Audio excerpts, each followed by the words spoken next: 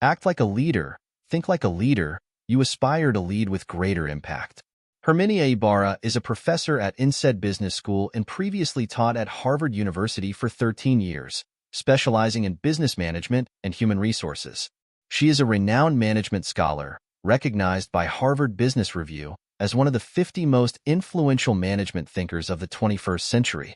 While countless books exist on becoming an excellent leader, most management literature focuses on outcomes, examining the qualities that outstanding leaders should possess, such as courage, passion, decisiveness, perseverance, and strategic vision.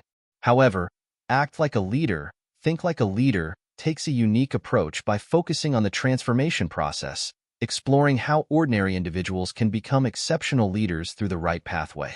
Through interviews with dozens of top business leaders, Ibarra reached a crucial conclusion. The most effective path to leadership is growing from the outside in, following the principle of act first, think later. The book addresses three main questions. 1. Why should we act first and think later? 2. What changes need to be made? 3. What stages must one go through during the transformation? When transitioning from regular positions to management roles, most people habitually adopt a think first, act later approach, planning management strategies, team leadership methods, and specific steps before taking action. However, the author argues this isn't the optimal approach. When becoming a new leader, you shouldn't think first and act later. Instead, you should act first and reflect afterward. The think first, act later approach has its limitations. It works well in stable, familiar environments where you're either improving existing processes or following well-established paths similar to your previous experience. In such cases, thinking before acting has a high probability of success. However, as a leader, your work differs significantly from your past roles. The nature of your tasks, colleague relationships, and organizational value are all different. When you haven't managed before and face completely new responsibilities, using the think first, act later approach carries significant risks. There are two main reasons for this. First, while we might develop many plans and draw conclusions, how reliable are these conclusions? As the saying goes, experience is the best teacher. Without hands-on experience, we might miss crucial points or underestimate important aspects, leading to significant challenges. When entering a new field, relying solely on thinking before acting poses this risk. Second, without management experience, our perspective and thinking patterns are naturally limited. No matter how much we think, we might have major systematic blind spots and flaws, potentially causing us to miss the real issues entirely. This is why think first, act later doesn't work well when transitioning from a regular position to a leadership role with a broader scope. We need to switch to act first, reflect later. Take Jacob, a food factory manager. When his company assigned him to manage 2 factories instead of 1, he faced significant challenges.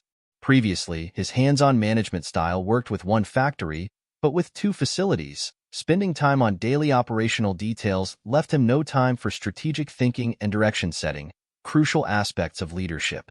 Jacob knew he needed to focus more on strategic thinking. He tried allocating 2 hours daily for strategic planning, but this approach wasn't successful. Why? Because he was still trying to solve new challenges using his old thinking patterns and methods, while the real issue lay in the fundamental changes in his work environment, challenges, and requirements. Everything has completely changed. Tactical efforts cannot solve strategic problems. This issue isn't unique to Jacob. The author surveyed 173 students at INSEAD Business School between 2011 and 2013 and found that nearly half of them experienced significant changes in their companies. Some saw major shifts in shareholders, others witnessed strategic transformations, and many underwent substantial role changes themselves. Despite these massive changes in their environment, very few people made significant adjustments to their approach. Most continued using their old working methods and mindsets to tackle new challenges. When the author asked these students if their current approaches could meet new challenges, 70% admitted their capabilities weren't adequate. Here's the paradox. Even though they knew their old methods weren't working, why did they persist? Simply because they didn't know any other way. The solution, as the author suggests, is to act first and reflect later, working from the outside in. How can one achieve this act first, think later approach. This brings us to the book's second major topic. Acting first doesn't mean rushing to complete tasks. Instead, it means changing your external behaviors to mirror those of an excellent leader, even before fully understanding why. By externally embodying leadership qualities, you gradually refresh your understanding of leadership and transform your mindset, eventually becoming a true leader. So, this act first, think later principle more accurately means adopt leadership behaviors first, then understand the reasoning behind them. But what actions make one appear as an excellent leader? The author explains that leaders differ from others primarily in their mindset, which then manifests in their leadership behaviors. To embody an excellent leader, you must understand how they perceive things and upgrade your cognitive framework. Leaders differ from others in three key aspects of perception. First, they have a different understanding of what work really is. Second, they redefine interpersonal relationships. Third, they redefine their own identity. The first aspect involves redefining our understanding of work. The key difference between ordinary workers and leaders lies in how they spend their time. Most executors focus on completing work plans and tasks. However, leaders concentrate on activities where they can create the most value. Many of us fall into a capability trap, preferring to do what we're already good at. We often overlook that many of our other abilities need development too. For instance, if you come from a technical background and become a project manager, you might still spend too much time focusing on technical aspects. Similarly, if you have a marketing background and become a vice president, you might remain overly focused on the company's marketing performance. We tend to believe that what brought us success in the past will continue to work in the future. However, trying to solve new problems with old methods often leads to failure. To avoid falling into this capability trap, the author suggests, instead of approaching new challenges based on your familiar methods, spend time understanding what true leadership really entails. In other words, only by understanding the true value and meaning of leadership can you know what you should do, rather than relying on what you're comfortable with. So what is the correct definition of leadership's meaning and value? The author emphasizes two crucial aspects.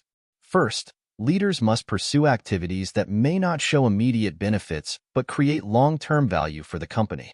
This is a key distinction. For example, a leader should act as a bridge, connecting different people and departments within the company, rather than just pushing employees to complete tasks. Second, leaders need to anticipate potential future changes and guide their teams in preparing for them, fostering hope and confidence. They should actively work to increase their influence, as greater influence enables better resource mobilization. Additionally, leaders should align their ideas, experiences, and actions with the team's development vision to gain understanding and support. While these activities might not immediately impact project performance, they create genuine long-term value. If you don't fully understand this, start by following these principles. This alignment in mindset is essential to becoming an excellent leader. The second aspect of leadership understanding is viewing work as a platform for capability development. For instance, you can consider your position, company, and industry from a broader perspective. Think about how new technologies might affect your company and role, and how changing consumer behaviors might impact your work. This higher-level thinking completely transforms our understanding of our work and serves as excellent training for developing good positioning sense and expanding our career horizons.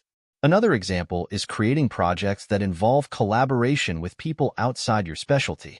Financial professionals shouldn't limit themselves to finance, just as technical teams shouldn't focus solely on technical matters. Leaders should engage in cross-departmental work, collaborating with HR, planning, marketing, and other departments. This expands your career beyond your specific field, deepens your understanding of the company, and exposes you to people with different value systems.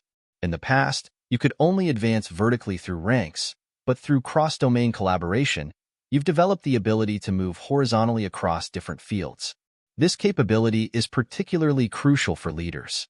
The author also suggests seeking various opportunities in your work to transform your experiences and achievements into stories worth sharing. Regular public speaking not only helps others understand and support your initiatives, but also develops your personal skills. The author emphasizes that building capabilities isn't about filling every minute of your schedule. Leave some white space and keep your calendar flexible.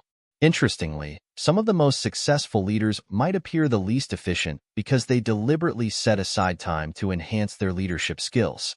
This is about understanding and practicing true leadership value. Here's what to do. First, transform your work into a platform for skill development. Second, change your mindset and emulate successful leaders' actions to become an exceptional leader yourself. This is the first step in redefining our approach to corporate work. The second mindset shift concerns our understanding of relationships. As mentioned earlier, when leaders reassess their role, a crucial aspect is serving as a bridge, connecting and integrating various resources. How do leaders view networking differently? Leaders typically categorize relationships into three types: operational networks, personal networks, and strategic networks. Operational networks include colleagues, supervisors, and clients, relationships directly tied to work performance and organizational resource management. Personal networks comprise friends, family, and former classmates who primarily provide emotional support. While they might occasionally help solve practical issues, their practical influence diminishes as you advance to higher leadership positions. The third and most crucial type for a leader's career development is strategic relationships, connections with individuals and organizations who can help build core competencies for the future. The ability to cultivate strategic relationships often distinguishes leaders from others. Your conscious effort to develop strategic relationships determines your potential as an exceptional leader. How do you build strategic relationships? The author provides several methods. The first, highly recommended approach is finding opportunities for self-presentation, making yourself visible to potential strategic connections.